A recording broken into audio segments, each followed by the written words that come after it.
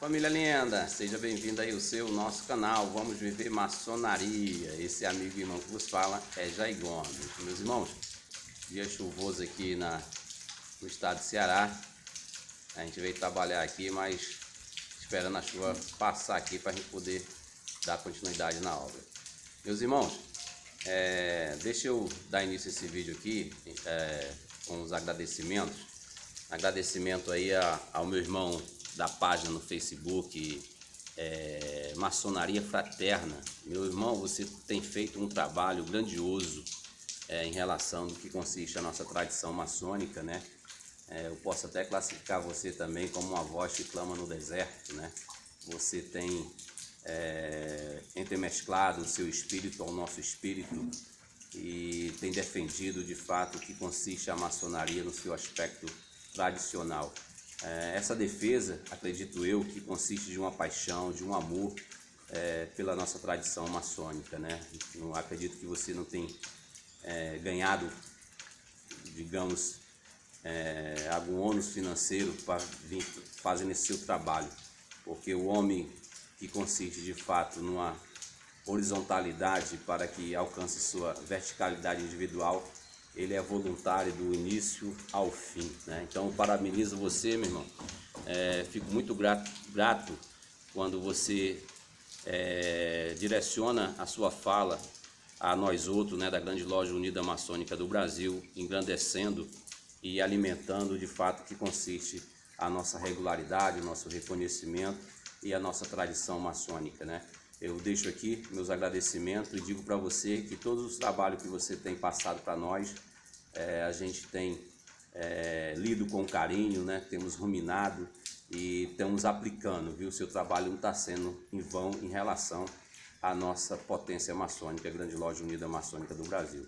Quero também agradecer aí todas as potências maçônicas, co-irmã, que tem nos procurado para que a gente formalize um tratado de mútuo reconhecimento, para que a gente venha fazer as trocas de cartas constitutivas, de tratado de reconhecimento. Mas eu não posso deixar, meus irmãos, de ser Jair Gomes, né? Eu não posso deixar de falar sobre essa questão de reconhecimento.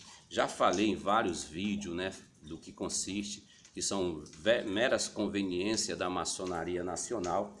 O que eu venho tratando aqui é que nós, maçons que queremos viver a verdadeira maçonaria no seu aspecto tradicional, desde a sua originalidade, né, é que faça valer de fato as nossas tradições, que faça valer aquilo que os nossos pais deixaram para nós outros, né?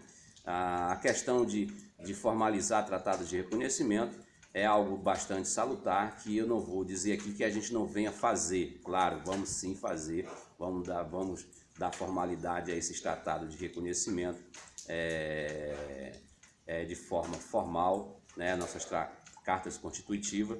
Então eu deixo aqui meus agradecimentos aí para a Grande Loja Unida Paulistana, Grande Oriente Independente, Grande Loja Nacional, mais de 30 potências maçônicas aí nos procurando para que a gente faça tratado de reconhecimento. Mas eu digo para você, o que antecede a formalidade de um tratado de reconhecimento é aquilo que consiste a maçonaria na sua tradição.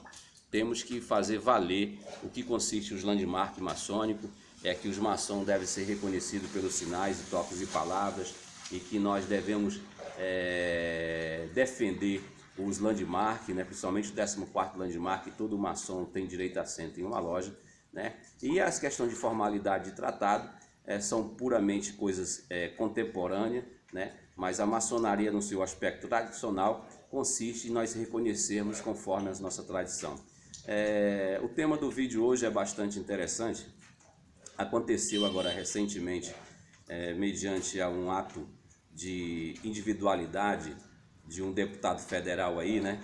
A Belinha me zumbiu aqui, que eu acredito que se isso viesse a acontecer, né, que isso viesse a tornar-se uma lei, o Grande Oriente do Brasil cometeria um grande ato de ignorância, né? Esse deputado apresentou no seu legislativo, né, na poderosa Assembleia do Grande Oriente do Brasil, uma proposta de emenda de que o Grande Oriente do Brasil viesse a tratar os irmãos que não são iniciados na sua potência, ou seja, no Grande Oriente do Brasil, que são iniciados em outras potências maçônicas, regulares, tradicionais, viesse a ser novamente iniciado.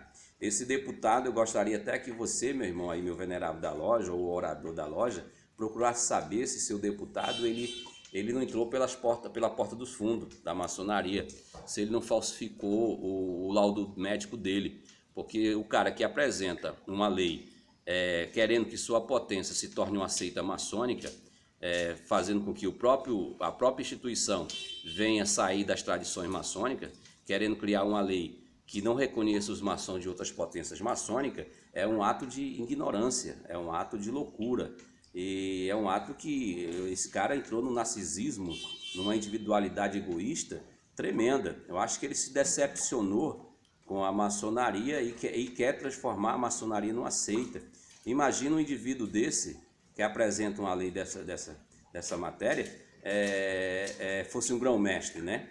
Ele transformaria a potência dele numa seita maçônica, trazendo o exclusivismo para dentro de si, né? Isso já aconteceu no Grande Oriente do Brasil desde do seu início, na pessoa de José Bonifácio. Tivemos agora recentemente aí, né, um grão-mestre do Grande Oriente do Brasil, aonde ele tentou, certo, no seu mandato até conseguiu, mas a maçonaria gobiana, como é uma maçonaria tradicional, progressista, evolucionista, ela desmistificou tudo aquilo que o Marco José tentou fazer, esse absolutismo territorial, onde negligenciando o reconhecimento das potências maçônicas co-irmã, né? Ou seja, até ontem nós somos sabedores que o Grande Oriente do Brasil, na pessoa do Marco José, não tinha tratado de reconhecimento com as potências que são confederadas à Comap e muitas outras grandes lojas nacionais. Até ontem, eu digo por conhecimento de causa, a própria grande loja aqui do estado do Ceará não tinha tratado de reconhecimento formal, né, com o Grande Oriente do Brasil, né? Havia uma intervisitação por uma questão de consciência de cada irmão, né? Mas internamente não havia um formato de troca de cartas constitutivas. E eu até acredito que até hoje, ainda aqui no estado do Ceará, o Grande Oriente do Brasil não trocou ainda as cartas constitutivas de tratado de reconhecimento com a grande loja, né? Eu até agora não vi, houve recentemente aí o Sereníssimo aqui do estado do Ceará, da grande loja, até parabenizei, fiz um vídeo aí de parabenização. Ele fez vários tratados de reconhecimento com potências maçônicas de outros estados, né? E etc, etc. É isso que deve ser a universalidade maçônica. Então esse deputado aí, a sua loucura, no seu narcisismo, apresentou uma emenda constituinte aí de uma lei, mas não foi aprovada pelo Legislativo do Grande Oriente do Brasil, que devera ser assim. Seria uma loucura dos parlamentares do Grande Oriente do Brasil aprovar uma lei absurda, né? Uma lei totalmente que foge do que consiste a tradição maçônica. Essas questões, meus irmãos, de proibição, de intervisitação, como eu falei no último vídeo, é uma coisa altamente egoísta da parte da própria administração da sua potência. É um direito dela, né, que consiste a sua administração, mas é um direito também do maçom fazer valer o seu direito, que é o 14º landmark. Eu prefiro, na minha particularidade, respeitar os landmark, porque os landmark antecede as potências existentes, antecede o Grande Oriente do Brasil, antecede as grandes lojas estaduais, né? Quem se dá início a essa temática em relação aos landmark é a Grande Loja Unida da Inglaterra. E ela em si mesma, ela não é absolutista, ela não declara-se a ser a representante universal da maçonaria. Isso é fato. Se fosse assim, se a Grande Loja fosse aclamasse mundialmente o direito de representabilidade da maçonaria universal, ela seria não maçonaria, ela seria uma seita. Porque a tradição maçônica consiste em universalidade. Tem que haver essa universalidade de várias potências maçônicas existirem, ser paulatinamente constituídas, né? Não pode se dar o luxo de não haver construções de novos levantes de colunas de potências maçônicas. Tem que existir sempre essa temática, essa dinâmica na maçonaria, né? Não pode haver um absolutismo em relação a uma potência maçônica. Nenhuma potência maçônica tem essa exclusividade. Isso ocorreu porque os meus irmãos não são atentos numa questão da hermenêutica de um próprio relato da própria maçonaria. Esse monopólio tentaram fazer lá no início da especulação maçônica em 1917. Se você observar, olha só, o que acontece? Vamos aqui dar uma viagem no tempo. Vamos dar uma viajada aqui no tempo, né? Vamos lá no ano de 1917, né? Quando as lojas maçônicas elas viviam harmonicamente por meio da tradição. Ou seja, as lojas maçônicas tinham a sua total independência, cada loja vivia a sua vida orgânica, independente, né? E os irmãos se reconheciam pelos sinais e pelos toques das palavras, etc. Logo, o que ocorreu no levante, que a data que nós temos é datada por James Anderson, né? Quem relata a priori é o James Anderson, não é o único relato escrito que nós temos desse início da Grande Loja de Londres. Ele diz que nessa época, nessa data, uniu-se 4 lojas maçônicas e se deu início à Grande Loja de Londres, né? E houve algo que, se você for mais atento, não precisa você ser um historiador maçônico, você vai ver no próprio landmark. No primeiro landmark diz o seguinte, que as formalidades do reconhecimento entre os maçons, eles devem ser contínuos e imutáveis, ou seja, não pode haver mudança dessa matéria do que consiste o reconhecimento entre os maçons. E aí o landmark abre uma temática que diz assim, ó, não diz essas palavras, mas houve um tempo que tentaram fazer isso e foi funesta essa tentativa, né? O próprio primeiro landmark, leia lá, você vai ver. Foi funesta essa tentativa de mudança da tradição maçônica, que consiste o reconhecimento dos maçons, né? O que aconteceu foi que essa administração, essa recém-instituição criada em 1917, ela mudou, né, as tradições maçônicas, ela mudou a formalidade do reconhecimento entre os maçons. O que ocorreu foi que os maçons operativos, os maçons antigos, eles não aceitaram, eles não entraram nesse mundo novo, né, de maçonaria que ali estava sendo construído, né, estava sendo criando-se uma questão institucionalizada, né? Os maçons operativos continuaram a sua vivência, né, respeitando as suas tradições. E os maçons recém-operativos, acredito eu, feito por burgueses, feito por pessoas egoístas, né, pessoas nacionalistas, né, pessoas que queriam inserir a maçonaria no círculo político da sua época, tentaram excluir os irmãos operativos, né, mudando assim os sinais e toques e palavras. Só o que aconteceu, diz o próprio landmark, que essa criação, essa intenção foi funesta, não teve êxito, não teve sustentabilidade. Fato é que os maçons operativos continuaram seus trabalhos, continuaram vivendo a maçonaria como deve ser vivida, em vida orgânica, os irmãos se visitando, e os maçons especulativos ficaram lá no mundinho deles, no mundinhozinho dele medíocre, né, com as suas lojinhas, né, e etc. Até um determinado momento houve um despertar de um indivíduo, porque tudo acontece por meio de um indivíduo. Aí o cara entendeu o seguinte: rapaz, vamos tentar resgatar os nossos irmãos, vamos voltar à nossa origem, né? Vamos voltar de fato o que consiste a maçonaria. E a gente cometeu aqui um gafe, a gente mudou os sinais e toques e palavras, e a gente está ficando aqui no nosso mundinho medíocre e a gente não está tendo dimensão. Então houve-se uma conversação, acredito eu, e aí chegaram num comum acordo. Foi aonde nasceu a Grande Loja Unida da Inglaterra, né? A união dos maçons antigos, os maçons operativos. Então nasceu aí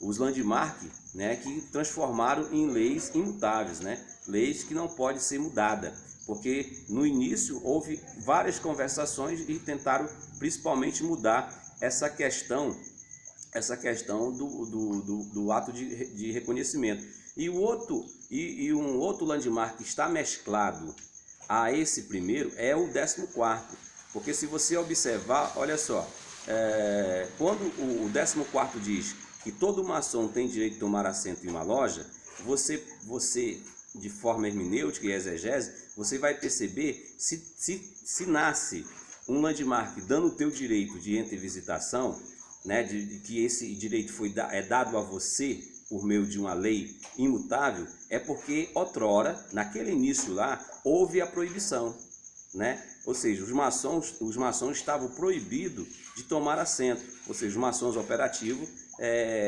foram proibidos de tomar assento na maçonaria recém-especulativa, né? E vice-versa, não tem um fato histórico. Eu acredito que os maçons operativos permaneceram na sua vivência, permitindo que os irmãos especulativos fossem visitar. Quer dizer, tu tira o meu direito de te visitar, mas eu continuo dando o teu direito a tu me visitar. Então, os maçons operativos estavam há 1000 anos na frente dos maçons especulativos. Hoje, a história está se repetindo com personagens diferentes, né? Hoje, as lojas, os irmãos que se desligaram das potências grandes do Brasil e grandes lojas estaduais, esses irmãos estão voltando à verdadeira maçonaria operativa, fazendo com que os irmãos entendam que a intervisitação é um direito do maçom, como era outrora. Então a gente, da Grande Loja Unida Maçônica do Brasil, com todas as potências maçônicas co-irmã que estão fora desse ciclo, digamos, de nacionalismo, de narcisismo, nós estamos vivendo a maçonaria. Nós estamos vivendo de fato, nós estamos fazendo valer o direito do maçom de tomar assento em uma loja. Então, quando você pertence a uma potência maçônica, que ela te proíbe de você visitar uma outra loja maçônica que não seja da tua jurisdição, você está cometendo o mesmo erro dos maçons no início da especulação. Você está cometendo o mesmo erro, entendeu, meus irmãos? Isso é fato. Por isso que se criou o 14º landmark e todos os landmarks, para que não houvesse esse monopólio, né? Para que não houvesse essa unificação e para que de fato os irmãos maçons sejam livres. Porque, historicamente falando, você sabe que os pedreiros operativos, os maçons operativos, eles eram livres. Eles ganharam dimensão mundial por causa dessa liberdade. Eles tinham acesso a todas as guildes. Eles tinham acesso a entrar em todos os países. Eles tinham um passaporte livre. Os maçons, eles eram vistos como pessoas diferenciadas naquela sociedade, né? E quando aconteceu essa questão de monopólio, né, foi funesta. Hoje não está diferente. Estão tirando, de fato, a liberdade do maçom. Hoje nós não somos operativos, claro, né? Nós somos maçons especulativos. Mas a tradição tem que se perpetuar. A tradição maçônica de intervisitação tem que haver essa perpetuação. Eu consigo, particularmente, eu consigo deslumbrar uma vivência maçônica lá atrás, onde todos os maçons eram livres, né, de fato, de visitar a loja que assim eles desejassem. E por que hoje nós não podemos viver assim? Eu não vejo, eu falo sempre, eu não vejo lógica nessa proibição. Eu não vejo lógica. Meus irmãos, basta você obedecer os landmarks. Se você obedecer os landmarks, a nossa família universal, ela cresce. Você já pensou, olha só, vamos especular aqui, ó. Olha só, a Grande Loja do Estado do Ceará, ela tem 4.600 irmãos. Ela é insignificante diante do Estado. Nós temos o que aqui no Estado do Ceará? Quantos habitantes? Temos aí 5 milhões? Não sei, não procurei saber qual é a quantidade de habitantes aqui do Estado do Ceará. Mas vamos botar aí 5 milhões de habitantes aqui no Estado do Ceará. 4.600 irmãos é insignificante, não dá nem 1%. Não dá nem 1%. Então é insignificante a maçonaria cearense. Vamos botar no Grande Oriente do Brasil aqui, Ceará. Não tem 400 irmãos. É insignificante. O Gossi, se tiver 300 irmãos é muito. Entendeu? Nós aqui estamos já com 62. São poucos maçons. E por ser poucos, ainda nos separamos, nos dividimos por essa questão de intervisitação, de não podermos viver maçonaria unidos, né? Olha, você tem a sua administração. Ninguém vai intervir na tua administração. A Grande Loja Unida Maçônica do Brasil jamais vai se meter na administração da Grande Loja do Estado do Ceará ou do Grande Oriente. Mas essa questão de proibir os irmãos de entrar e visitar não tem lógica tradicional, não consiste, meus irmãos. Me convença que tem consistência, me faça acreditar nisso. Foi por isso que eu deixei essas potências maçônicas para digamos, levantar essa bandeira de liberdade, buscar os irmãos entender o que consiste a maçonaria tradicional, acabar com esse monopólio, acabar com essa questão de que os irmãos não podem se entrevisitar. Isso não engrandece a maçonaria de maneira nenhuma, isso não engrandece a maçonaria, diminui a maçonaria. A família maçônica ela tem que se unir, ela tem que se unificar. O que você... Eu falo aqui com o sereníssimo da Grande Loja do Estado do Ceará e o eminente do Grande Oriente do Brasil e o sereníssimo do GOS. O que vocês perdem? O que vocês perdem deixando os irmãos visitar outras potências? Me diga, o que vocês perdem? E o que vocês ganham com isso? Vocês não têm resposta para essas indagações. Vocês não têm resposta. Isso é fato, né? Simplesmente vai envaidecer vocês. Vocês ficam em um narcisismo que não consiste a tradição maçônica. Foi isso que aconteceu no início da maçonaria brasileira, mediante o José Bonifácio. Foi isso que aconteceu lá atrás, no início da maçonaria inglesa. Essa questão de egoísmo é do indivíduo, é uma questão pessoal. Você querer se achar exclusivo. Isso alimenta o teu ego, mas não alimenta a família universal, não engrandece a família universal da maçonaria. Pode ter certeza disso. Ninguém ganha com isso. Ninguém ganha com isso, com esse monopólio. Vê aí o que o Marco José fez com o Grande Oriente do Brasil. Vê aí, outrora na administração dele, ele foi chamado de ditador. Ele foi chamado de uma pessoa, digamos assim, narcisista. Ele queria territorializar o Brasil, clamava nos seus vídeos aí publicamente, na internet, que o Grande Oriente era a única representação brasileira no território brasileiro. Isso fez com que ele se tornasse chacota no meio maçônico, para aqueles mais esclarecidos, né? Para aqueles que entendem de maçonaria tradicional. O Marcos José era visto como ditador da maçonaria, né? Ao ponto, quando ele saiu do poder, né? Quando ele saiu do poder, o seu sucessor aí, ele começou a fazer tratado de mútuo reconhecimento, ele começou a universalizar a maçonaria nacional. É isso. Então, essa questão ela deve ser conversada, ela deve ser discutida em loja. Os irmãos das lojas, das oficinas, que são a base, que são a sustentabilidade da potência, devem clamar, devem se indagar, devem se questionar. Por quê? Porque eu não posso visitar o meu irmão Jair, já que quando ele convivia aqui comigo, ele era luz. Quantas vezes, meu irmão, fui aí na tua loja, né? E você me abraçava como irmão, você dizia, pô, Jair, toda vez que tu vem aqui, é como se irradiasse as nossas reuniões, né? Só a presença aqui nos traz conforto. E agora, nós nos tratamos como pessoas indiferentes. Poxa, meus irmãos, nós somos irmãos, vamos engrandecer a nossa família maçônica. Por isso que nós levantamos essa bandeira aqui no estado de Ceará. A Grande Loja Unida Maçônica do Brasil é uma potência maçônica universal. E todos os nossos irmãos maçons têm direito de estar conosco, para nós engrandecermos. Você aqui, você não vai vir e vai pagar nada. E você, meu sereníssimo da Grande Loja, você não vai perder nada. Você vai fazer o seu irmão ficar feliz. Faça uma prova. Diga assim, rapaz, eu vou fazer uma prova aqui com meus irmãos da Grande Loja. E você, meu irmão Leonardo, vou fazer uma prova aqui com meus irmãos do Grande Brasil. Eu vou assinar um decreto e vou permitir os irmãos ser livres. Eu vou libertar os irmãos. Eu vou deixar os irmãos visitar a loja que eles quiserem. Quer dizer que você tem liberdade para um cabaré. Como eu falei naquele último vídeo, você tem liberdade de ir para um terreiro de macumba, para uma igreja católica. Para onde você queira ir, você tem liberdade. Até para um cabaré você tem liberdade. Mas você não tem liberdade para visitar o teu irmão, para conviver em família maçônica. Você acha isso lógico? Você acha isso que tem sustentabilidade dentro da maçonaria tradicional, que diz que nós temos que viver em fraternidade, igualdade e liberdade? Não consiste, meu irmão. Isso é uma coisa altamente egoísta, né? Você não vai chegar aqui e vai ficar pagando mensalidade à nossa loja, não. As suas obrigações pecuniárias é com a sua instituição, não é conosco, não. O que a gente quer é unificar a maçonaria, é fazer que nossos irmãos vivam de fato em união, Que todos os maçons sejam reconhecidos pelos sinais e pelo toque e pela palavra, e que você faça valer o 14º landmark, que é tomar assento. Os landmarks não é exclusividade da grande loja do estado do Ceará, ou do Grande Oriente, ou da grande loja unida maçônica do Brasil, ou da própria grande loja unida da Inglaterra. É um tratado universal. É só você fazer valer essa universalidade.